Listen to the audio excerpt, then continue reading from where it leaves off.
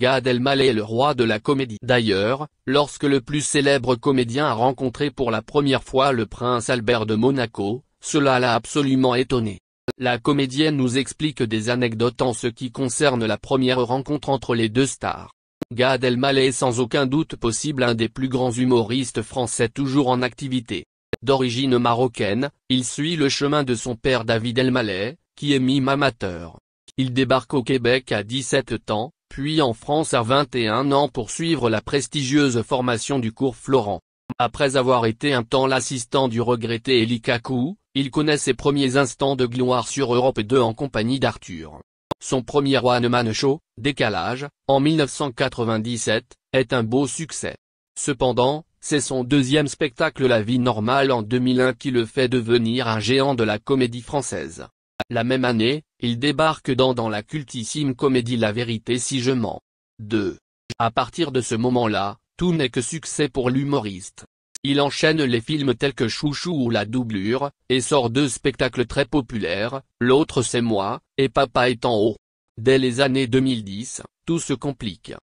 Gad Elmaleh fait un flop aux États-Unis après que l'on a découvert qu'il a volé des sketchs, sa grande spécialité. Son infâme publicité Je rêve d'une banque pour LCL l'a aussi amoché en France. Les projets se font plus rares et avec moins de succès, bien qu'il reste pour beaucoup un monstre sacré de la comédie française. Gad Elmaleh a eu plus d'une femme dans sa vie. L'humoriste de 50 ans est un bel homme qui a su jouer de son charme et de ses blagues pour conquérir le cœur des demoiselles. On lui connaît ainsi quelques relations amoureuses avec des personnalités publiques prestigieuses. Tout d'abord, l'actrice Marie Fugain, puis l'actrice Anne Brochet, avec laquelle il a son premier enfant, Noé, né en 2000. Le couple se sépare en 2002, et Gad Elmaleh retrouve l'amour et la stabilité avec la danseuse étoile Aurélie Dupont. Après 4 ans de vie commune, ils se séparent. Il passe ensuite un an avec Marie Drucker, nièce de l'immortel Michel Drucker.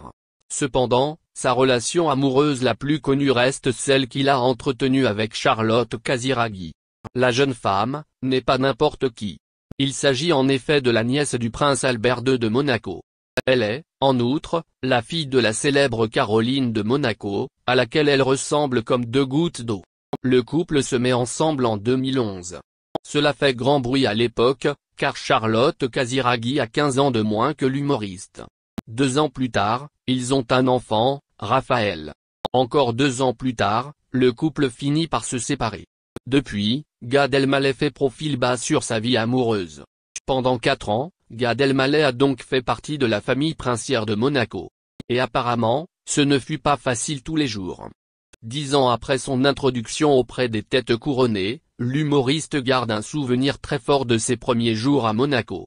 C'est cette expérience qui lui a inspiré son nouveau spectacle, intitulé d'ailleurs « En pleine tournée sur les plateaux télé », il a livré quelques anecdotes croustillantes sur ses moments de malaise.